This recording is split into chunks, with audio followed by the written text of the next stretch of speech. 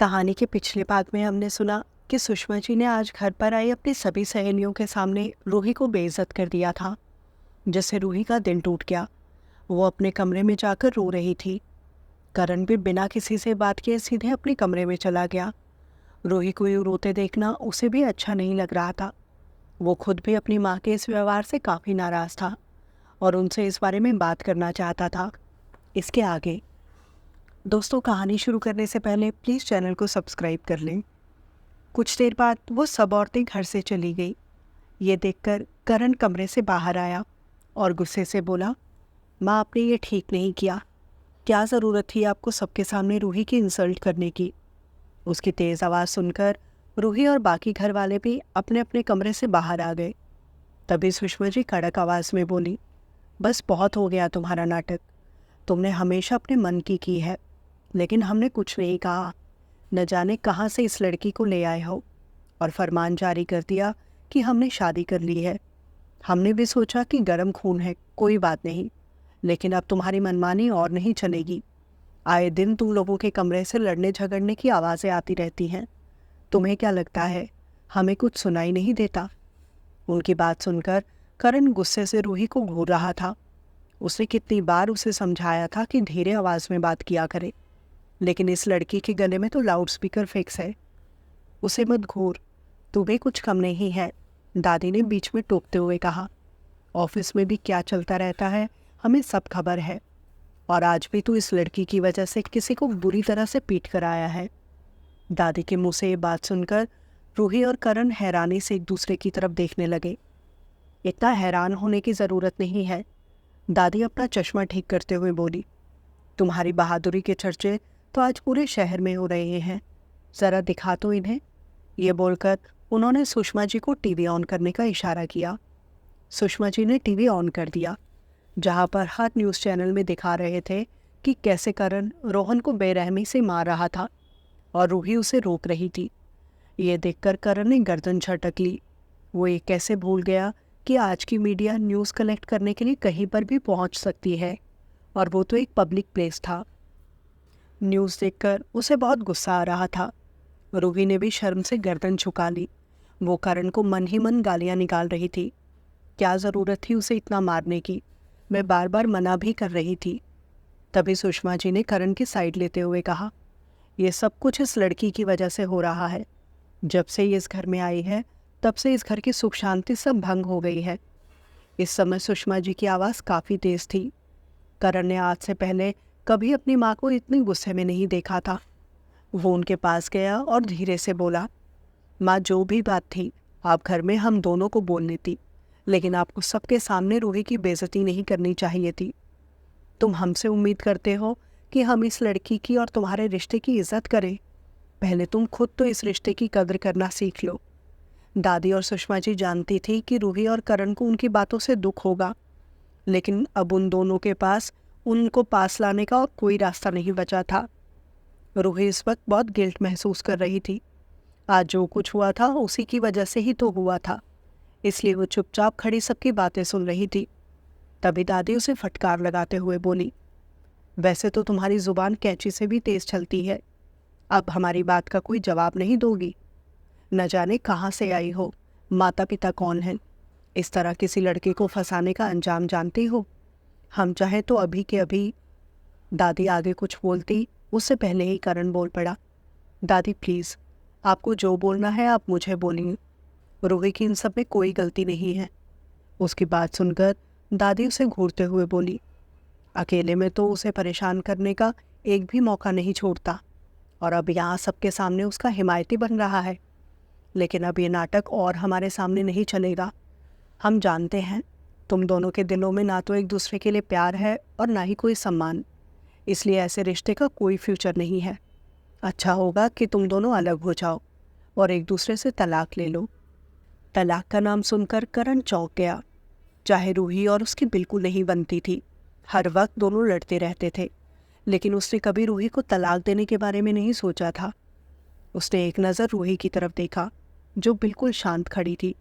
उसके चेहरे पर कोई एक्सप्रेशंस नहीं थे, क्योंकि वो जानती थी कि एक ना एक दिन तो ये सब होगा ही। करण माँ के पास गया और उनका हाथ पकड़कर बोला, माँ, आप लोगों को गलतफहमी हुई है। हमारे बीच कोई झगड़ा नहीं है। वो तो आज एक लड़का रूही को परेशान कर रहा था, इसलिए मैंने उसे मारा। वो आगे कुछ बोलता उससे पहले ही सुषमा जी ने कहा, अगर तुम दोनों के बीच सब कुछ ठीक है और तुम दोनों सच में एक दूसरे से प्यार करते हो तो तुम्हें ये साबित करना होगा। अगर तुम दोनों ये साबित करने में कामयाब हो गए तो अगले महीने की 2 तारीख को हम सबके सामने धूमधाम से तुम दोनों की शादी करवा देंगे। लेकिन अगर तुम ये साबित नहीं कर पाए तो उसी 2 तारीख को रूही को ये घर छोड़कर हमेशा के लिए तुम्हारी ज़िंदगी से जाना होगा।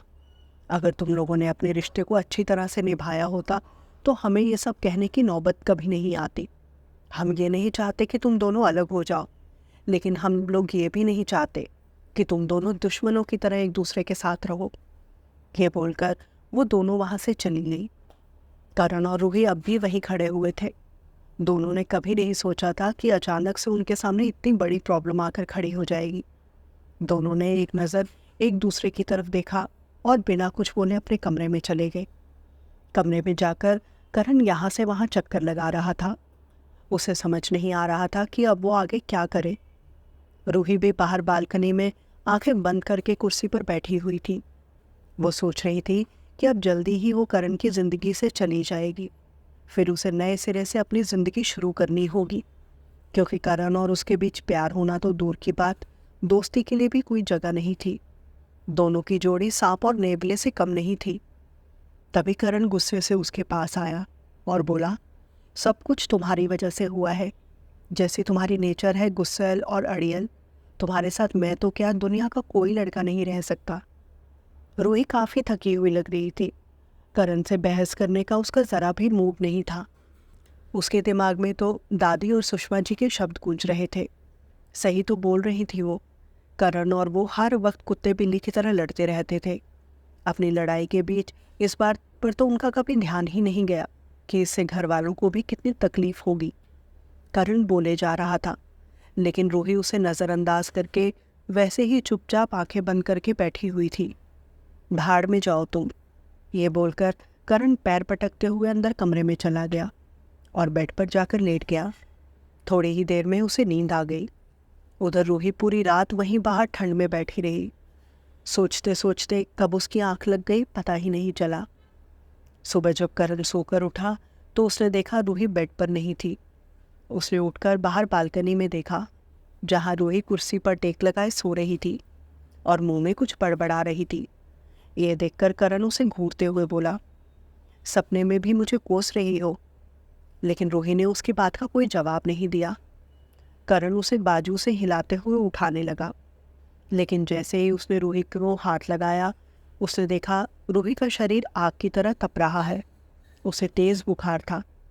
करण ने उसके चेहरे को थपथपाया, लेकिन शायद तेज़ बुखार की वजह से वो होश में नहीं थी। करण ने जल्दी से डॉक्टर को कॉल लगाया और रूही को उठाकर अंदर बेड पर लेटा दिया। कुछ ही देर में डॉक्टर आ गए। उन्होंने रूही का चेकअप किया और कुछ दवाइयाँ देकर वहाँ से चले गए।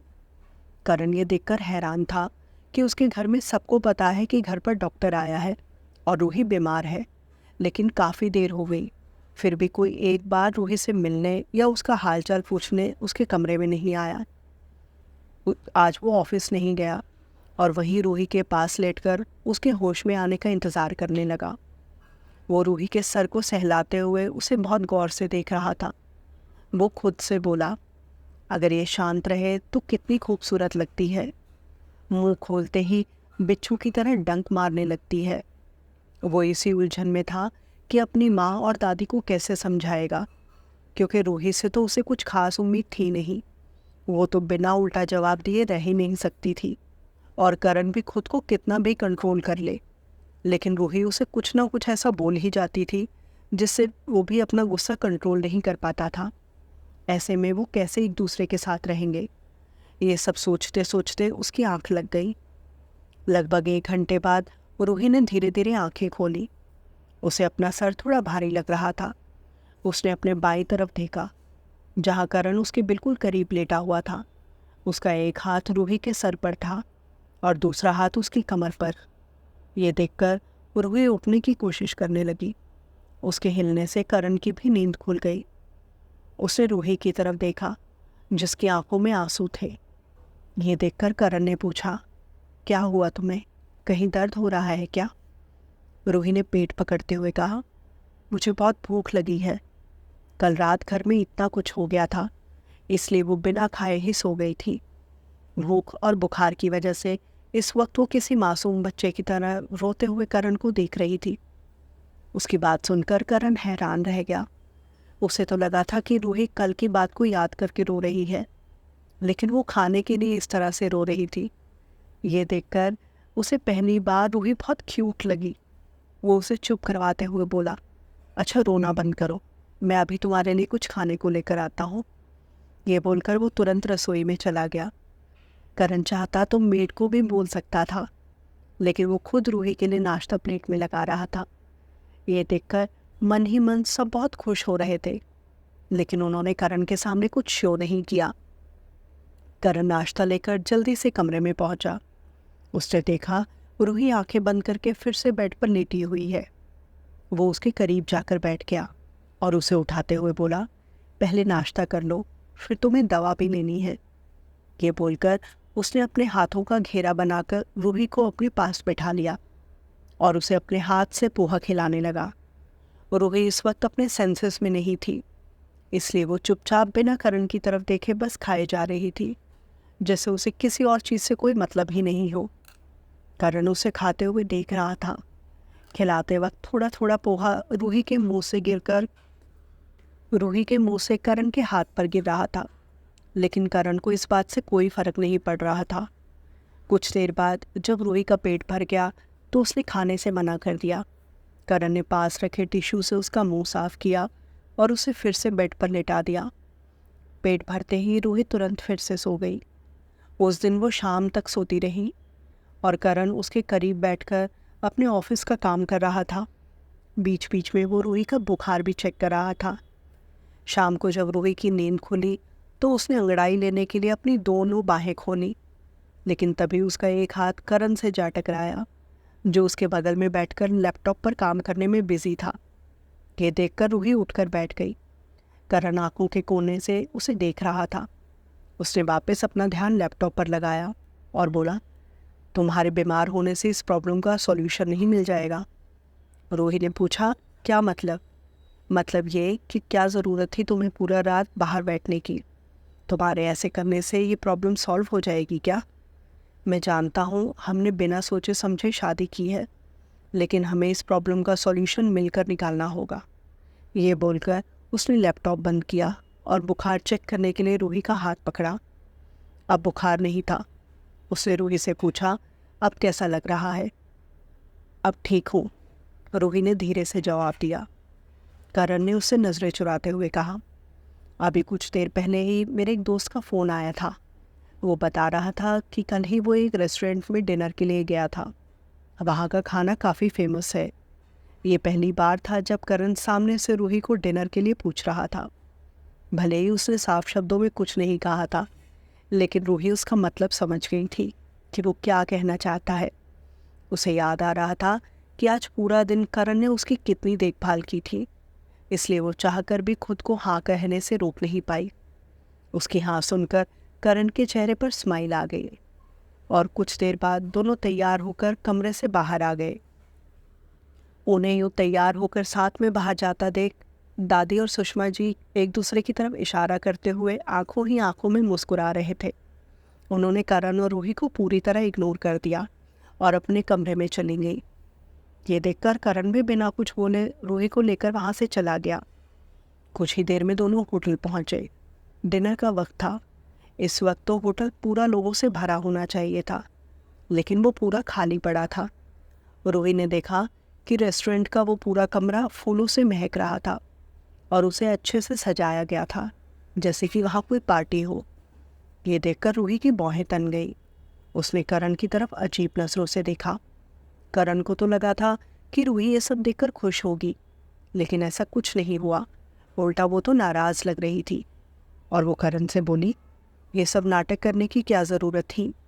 इस वक्त तुम्हारे और मेरे सिवा और कौन है यहाँ पर, जिसे दिखाने के लिए तुमने ये सब किया है? करण ने अनजान बनते हुए कहा, मुझे क्या पता ये सब किसने किया है। हो सकता है कुछ देर पहले यहाँ कोई पार्टी हुई हो। वो समझ गया था कि रूही को ये सब पसंद नहीं आया, इसलिए उसने उसे बताना ठीक नहीं समझा। रूही को भी उसकी बात पर विश्वास हो गया। उसने मन में सोचा, वैसे भी ये आदमी मेरे लिए ये सब क्यों करेगा। ये सब तो इंसान उसके लिए करता है जिससे वो प्यार करता है, और हम दोनों तो जल्दी ही अलग होने वाले हैं। इतने में ही करण आगे बढ़ा और रूही के लिए कुर्सी पीछे की ताकि वो बैठ सके। रूही के बैठने के बाद करण भी उसके सामने वाली कुर्सी पर बैठ गया। उनके बैठते ही हल्का हल्का रोमांटिक म्यूजिक स्टार्ट हो गया। रूही टेबल पर रखे मेन्यू को पढ़ रही थी कि इतने में ही एक वेटर वहां आया और उनके टेबल पर एक के बाद एक कई डिशेस रख दी। रूही ने देखा सारी डिशेस उसकी पसंद की थी। वेटर एक एक करके वो सब करण और रूही की प्लेट्स में सर्व कर रहा था। करण ने चोर नज़रों से रूही की तरफ देखा जो उसे ही घूर रही थी। वेटर के जाते ही वो मुस्कुराते हुए करण से बोली, क्या कोइंसिडेंस है ना। इस वेटर को भी पहले से ही पता था कि हम यहाँ आने वाले हैं और यहाँ आकर हम क्या क्या ऑर्डर करेंगे। करण जो इस वक्त पूरी दुनिया जहान की मासूमियत अपनी आंखों में लिए रूही को देख रहा था, उसके पास मुस्कुराने के अलावा और कोई जवाब नहीं था। रूही चिढ़ते हुए बोली, तुमने क्या मुझे पागल समझा है? और वैसे भी ये सब करके तुम क्या प्रूफ करना चाहते हो? इन सब से तुम घर वालों को और पूरी दुनिया को तो बेवकूफ़ बना सकते हो, मुझे नहीं। मैं यहाँ से जा रही हूँ। ये बोलकर वो अपनी सीट से खड़ी हो गई। तभी करण ने उसका हाथ पकड़ लिया और बोला, इन सब में खाने की क्या गलती है? तुम्हें जो बोलना है वो बोल लेना, लेकिन अभी प्लीज़ शांति से खाना खा लो। उसकी बात सुनकर रूही बिना आगे कुछ बोले अपनी सीट पर बैठ गई और शांति से खाना खाने लगी। कुछ देर बाद खाना खत्म करके दोनों रेस्टोरेंट से बाहर निकल गए। कार में बैठते ही रूही करण पर बरस पड़ी। मैं सब जानती हूँ, रेस्टोरेंट में जो कुछ हुआ वो सब आपने किया था। आपको नहीं लगता कि औरों के सामने एक्टिंग करते करते आप काफ़ी अच्छे एक्टर हो गई हैं? रूही अगर ये सब स्लो आवाज़ में बोलती तो शायद करण सुन भी लेता, लेकिन रूही की आवाज़ धीरे धीरे तेज़ होती जा रही थी, इसलिए वो भी चिढ़ गया। वो अपनी तरफ से कोशिश कर रहा था कि किसी तरह रूही और अपने बीच सब कुछ ठीक कर सके, लेकिन ये लड़की उसके साथ देने की बजाय उल्टा उसे ही सुना रही थी। ये देखकर करण का गुस्सा भी कंट्रोल से बाहर हो गया। उसने रूही के दोनों कंधों को पकड़कर उसे अपनी तरफ खींच लिया और झटके से उसकी गर्दन को पकड़कर बिना वक्त गवाए उसके होठों को अपने होठों से लॉक कर लिया। करण के इस तरह अचानक किस करने से रूही सुन पड़ गई। उसके दोनों हाथ करण की चेस्ट पर चले गए, लेकिन वो करण को पीछे नहीं कर पा रही थी क्योंकि उसने रूही को बहुत मजबूती से पकड़ा हुआ था। करण उसे गुस्से से किस कर रहा था, लेकिन रूही उसे बिल्कुल भी रिस्पॉन्स नहीं दे रही थी। ये देखकर करण को और भी गुस्सा आ रहा था। उससे कई बार रूही के होठों को बाइट भी कर लिया था, जिससे अब रूही का पूरा शरीर सिहरने लगा था। उसके हाथों ने करण के शरीर को पीछे धकेलना बंद कर दिया था। धीरे धीरे वो भी किस करते हुए करण का साथ दे रही थी। रूही के आने के बाद करण भी किसी लड़की के करीब नहीं गया था, इसलिए वो भी खुद को कंट्रोल नहीं कर पा रहा था। उसके हाथ रूही के जिस्म के हर हिस्से को महसूस करने की कोशिश कर रहे थे। अचानक रूही को होश आया और उसने गुस्से से करण को खुद से दूर कर दिया। उसने जैसे ही बोलने के लिए मुंह खोला, करण ने अपने अंगूठे से उसके होठों को रब करते हुए कहा, मुझे पसंद नहीं है कि कोई भी मुझसे ऊंची आवाज़ में बात करे। तुम्हें ये बात मैंने बहुत बार समझाई है, लेकिन तुम हर बार भूल जाती हो। अगली बार अपना वॉल्यूम धीरे रखना, नहीं तो सज़ा इससे दुगनी मिलेगी। उसकी बात सुनकर रूही उसकी चेस्ट पर मुक्का मारते हुए बोली, तुम्हारी हिम्मत कैसे हुई दोबारा मुझसे बिना पूछे मेरे करीब आने की? मैं तुम पर सेक्सुअल हैरेसमेंट का केस कर दूंगी। करण ने शरारती अंदाज में अपने बाल ठीक करते हुए कहा, ठीक है, कर देना केस, मैं कोर्ट में गवाही देने आ जाऊंगा। ये सुनकर रूही की बोलती बंद हो गई। वो समझ नहीं पा रहे थे कि आखिर करण ये सब क्यों कर रहा है। वो उसे देखते हुए बोली, तुम्हारे लिए लड़कियों के जिस्म के साथ खेलना और फिर उन्हें छोड़ देना बहुत नॉर्मल बात होगी, लेकिन मैं वैसी लड़की नहीं हूँ। अब कुछ दिन के लिए ही हम साथ हैं, इसलिए प्लीज़ जितना हो सके मुझसे दूर रहो। करण रूही की बात सुनकर हैरान रह गया। वो खुद की तुलना बाहर वाली लड़कियों से कर रही थी। उसे गुस्सा तो बहुत आ रहा था, लेकिन वो उसे किस किस बात की सफाई देता। उसकी ज़िंदगी तो खुद उलझन में फंसकर रह गई थी। एक तरफ तो उसे रूही के साथ रहने और उसकी बकबक सुनने की आदत पड़ गई थी, लेकिन दूसरी तरफ उसे अपनी आज़ादी भी बहुत प्यारी थी। वो कैसे दोनों को साथ में मैनेज करे, ये सोच सोच कर वो पहले से ही बहुत परेशान था। इसलिए उसने रूही की बात का कोई जवाब नहीं दिया। कुछ देर बाद दोनों घर पहुंचे। उस रात दोनों ने एक दूसरे से कोई बात नहीं की। सुबह जब रूही की नींद खुली तो उसने देखा करण ऑफिस के लिए तैयार हो रहा है। ये देखकर वो भी बिना कुछ बोले तैयार होने चली गई। कुछ देर बाद जब वो बाथरूम से बाहर आई तो उसने सुना करण संजीव से फ़ोन पर बात कर रहा था कि आज वो ऑफिस आने में लेट हो जाएगा। रूही ने मन में सोचा, तो फिर वो इतनी जल्दी कहाँ जाने के लिए रेडी हुआ है। ये सोचकर रूही ने सवालिया नज़रों से करण की तरफ देखा। आज से 10 दिन बाद हमारी सगाई है। मैं चाहता हूँ तुम अपनी मनपसंद जगह सेलेक्ट कर लो। करण ने ये कहते हुए रूही के चेहरे की तरफ देखा। वो रूही के चेहरे में शायद खुशी ढूंढने की कोशिश कर रहा था, लेकिन उसके चेहरे पर एक अजीब सी मुस्कान आ गई और वो हंसते हुए बोली, लगता है घर वालों की बात से तुम्हें गहरा सदमा लग गया है, जो सुबह उठते ही तुम ऐसी बहकी बहकी बातें कर रहे हो। ये बोलकर वो कमरे से बाहर जाने लगी। उसे यूं हंसकर जाता देख करण के दिल में आग लग गई। उसने गुस्से से रूही की कलाई पकड़ ली और उसे अपनी तरफ खींचते हुए बोला, कहाँ जा रही हो तुम? तुम्हें क्या लगता है मैं पागल हूँ जो दिन रात ये सोच रहा हूँ कि कैसे सब कुछ ठीक होगा? लेकिन तुम्हें देखकर तो ऐसा लग रहा है जैसे तुम्हें किसी बात से कोई फर्क ही नहीं पड़ता। रूही ने अपनी कलाई छुड़वाते हुए कहा, हाँ, मुझे कोई फर्क नहीं पड़ता, क्योंकि मैं जानती हूँ हमारे बीच कुछ ठीक नहीं हो सकता। दोनों एक दूसरे की आंखों में देख रहे थे। दोनों की ही आंखों में गुस्सा था, लेकिन कहीं ना कहीं दोनों के ही दिल एक दूसरे के लिए तड़प रहे थे। करण ने रूही की दोनों बाजुओं को पकड़कर उसे दीवार से लगा दिया और उसके कान के पास आकर कोल्ड वॉइस में दांत पीसते हुए बोला, आखिर तुम चाहती क्या हो? मुझे साफ साफ जवाब दो। अगर सब कुछ ऐसा ही चलता रहा तो तुम जानती हो ना कि तुम्हें इस घर से जाना होगा। रूही ने गुस्से से कहा, हाँ, तो मैं भी तुम्हारे साथ रहना नहीं चाहती। मुझे तुमसे तलाक चाहिए। एक बार फिर से रूही के मुंह से तलाक का नाम सुनकर करण की आंखें गुस्से से लाल हो गई। उसके होंठ गुस्से से कांप रहे थे। उसने रूही के हाथों की उंगलियों को अपनी उंगलियों में और मजबूती से दबा लिया और बोला, किस बात का घमंड है तुम्हारे अंदर? मैं सामने से तुम्हें अपनाने के लिए तैयार हूँ और तुम मुझे नखरे दिखा रही हो। मैं चाहूँ तो अभी के अभी ये सारा घमंड उतार सकता हूँ। ये बोलकर उसके होंठ रूही के होठों के एकदम करीब आ गए। मिस्टर करण वालिया, क्या आप मुझसे प्यार करते हैं? रूही की आवाज़ करण के कानों में पड़ी और उसे एक सवाल के साथ कमरे में सन्नाटा छा गया।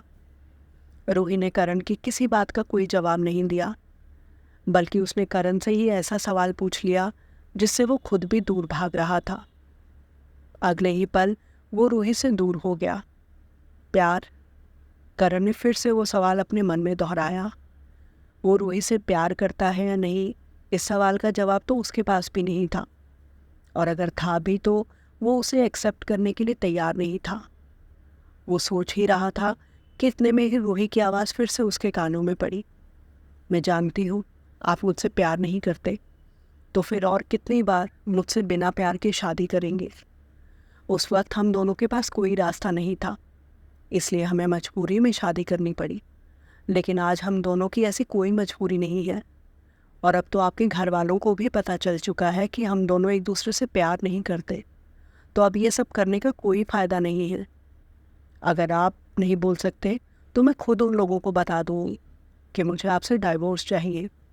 इससे आपका रास्ता हमेशा के लिए साफ हो जाएगा। करण एक ऐसा इंसान था जो कभी किसी से हार नहीं मान सकता था। वो चाहे तो शादी के लिए लड़कियों की लाइन्स लगा सकता है, लेकिन आज ये लड़की उसे डाइवोर्स देने की बात कर रही थी। ये बात करण की ईगो को हर्ट कर रही थी। उसने रूही के चिन को पकड़कर उसका चेहरा अपनी तरफ करते हुए कहा, तुम्हें क्या लगता है मुझसे छुटकारा पाना इतना आसान है? जब तुम्हें ज़रूरत थी तो मुझसे शादी कर ली, लेकिन अब जब तुम्हारा काम निकल गया तो तुम्हें तलाक चाहिए। आज के बाद कभी डाइवोर्स की बात मत करना। मैं तुम्हें कभी डाइवोर्स नहीं दूंगा। तुम पूरी ज़िंदगी मिस्टर करण वालिया की पत्नी बनकर रहोगी। रूही ने उसकी आंखों में देखते हुए कहा, मतलब पूरी ज़िंदगी हमें ये नाटक करना होगा? लेकिन अब मुझसे ये सब और नहीं होगा। मैं थक गई हूँ ये नाटक करते करते। रूही ने अक्सर देखा था कि करण जब भी किसी लड़की से फ़ोन पर बात करता तो वो उसे कैबिन से बाहर भेज देता था। हालांकि रूही को ये बात बिल्कुल पसंद नहीं थी, लेकिन वो किस हक से करण को रोकती? करण ने तो उसे कभी अपनी पत्नी होने का दर्जा दिया ही नहीं था। इसलिए उसे सोच लिया था कि अब वो करण को इस रिश्ते से आज़ाद कर देगी और अब सिर्फ अपने लिए जिएगी। जो भी करेगी अपनी खुशी के लिए करेगी। वो खुद से बात कर रही थी, तभी करण ने कूल एटीट्यूड में जवाब दिया, गलती दोनों की है तो सज़ा भी दोनों को ही मिलेगी, और तुम्हारी सज़ा ये है कि तुम्हें पूरी ज़िंदगी मेरे साथ रहना होगा। रूही ने मन में कहा, मैं कितनी भी कोशिश कर लूँ लेकिन यह आदमी मुझे गुस्सा दिला ही देता है। ये सोचकर उसने गुस्से से अपनी दोनों मुट्ठियाँ कस ली और करण को घूरते हुए बोली, तुम एक नंबर के घमंडी और राक्षस हो। मैं भी देखती हूँ तुम मुझे तलाक कैसे नहीं दोगे। मुझे तुम जैसे सरफिरों को ठीक करना बहुत अच्छी तरह से आता है। उसका गुस्सा देखकर करण की बाहें तन गई। उसने ऐसी जलती हुई नज़रों से रूही की तरफ देखा कि एक पल के लिए वो भी सहम गई। अचानक ही करण ने उसे अपनी बाहों में उठा लिया। ये देखकर रूही थोड़ा हैरान भी थी, लेकिन गिरने के डर से उसने अपनी बाहें करण के गले में डाल दी। करण ने धीरे से रूही को बेड पर लेटा दिया और उसके बिल्कुल करीब आकर लेट गया, लेकिन रूही बार बार पीछे की तरफ सरक रही थी। यह देखकर करण को बिल्कुल अच्छा नहीं लगा। उसने हाथ पकड़कर एक झटके में रूही को अपने ऊपर खींच लिया और बोला, क्या हम दोनों अजनबी हैं जो हर वक्त मुझसे इतना दूर भागती रहती हो? करण की आवाज़ में इस वक्त इतना प्यार था कि एक पल के लिए रूही के पूरे शरीर में करंट सा दौड़ गया। लग ही नहीं रहा था कि अभी भी वो इतने गुस्से में था। शायद उसने भी रूही के साथ रहते रहते रंग बदलना सीख लिया था। करण रूही के चेहरे को अपनी उंगलियों से सहलाते हुए बोला, जिंदगी भर एक दूसरे से लड़ते रहेंगे, लेकिन एक दूसरे के साथ रहेंगे। कभी दूर जाने की बात मत करना। करण की आंखों में इस वक्त एक दर्द और सूनापन साफ दिखाई दे रहा था, जिसे रूही भी अपने दिल में महसूस कर पा रही थी। उसका मन तो कर रहा था कि वो करण को अपने सीने से लगा ले और उसे अपने दिल की बात कह दे कि वो भी उससे बेइंतहा मोहब्बत करती है और उसके बिना जी नहीं सकती। लेकिन वो जानती थी कि करण उससे प्यार नहीं करता, उसे सिर्फ उसकी आदत है, और आदत का क्या भरोसा कब बदल जाए। करण ने आगे कहा, मैं तुम्हारे साथ बहुत कंफर्टेबल और फ्री फील करता हूँ। यह सुनकर रूही ने मजाक बनाते हुए कहा, फिजिकल डिस्टेंस कम होने को कंफर्टेबल होना नहीं कहते। वो तो मेरी जगह कोई और लड़की भी होगी तो भी तुम इतने ही कंफर्टेबल हो जाओगे। रूही की बात सुनकर करण को फिर से गुस्सा आ गया। शादी के इतने वक्त के बाद भी कभी उसने एक पति की तरह रूही पर अपना हक नहीं जताया था, और आज वो इस बात का भी मजाक बना रही है। ये बात उसके दिल में कांटे की तरह चुभ गई और वो गुस्से से बोला, ठीक है, फिर आज मैं तुम्हारे और अपने बीच के इस फिजिकल डिस्टेंस को ख़त्म करके कंफर्टेबल होना चाहता हूँ। और अगले ही पल उसने रूही के दुपट्टे को उसके शरीर से अलग कर दिया। उसकी इस हरकत से रूही बुरी तरह घबरा गई और रोने लगी। करण तो सिर्फ उसके साथ मजाक कर रहा था, लेकिन रूही को इतना डरा हुआ देखकर करण को उसे और छेड़ना अच्छा नहीं लगा, और वो रूही को चुप करवाते हुए बोला, मैं मजाक कर रहा था। लेकिन रूही अब भी रोए जा रही थी। ये देखकर करण ने उसे अपने सीने से चिपका लिया और उसकी पीठ सहलाते हुए बोला, आई एम सॉरी, मैं फिर कभी ऐसा मजाक नहीं करूँगा। कुछ देर बाद जब वो चुप हुई तो करण ने